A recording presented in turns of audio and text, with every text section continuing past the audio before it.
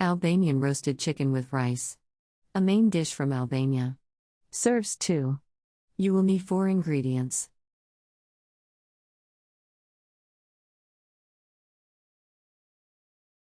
Step 1.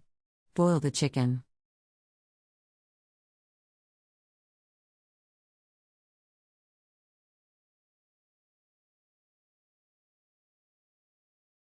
Step 2. Boil the rice in the chicken juice.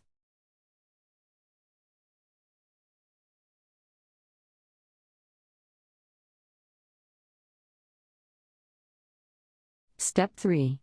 Empty rice onto the baking pan and place in the middle of the pan containing the rice.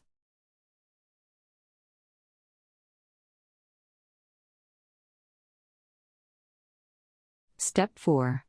Add small pieces of butter to the rice and leave in a hot oven for about 15 minutes.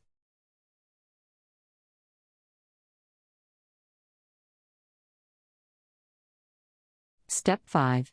Serve the chicken with salad or pickled vegetables.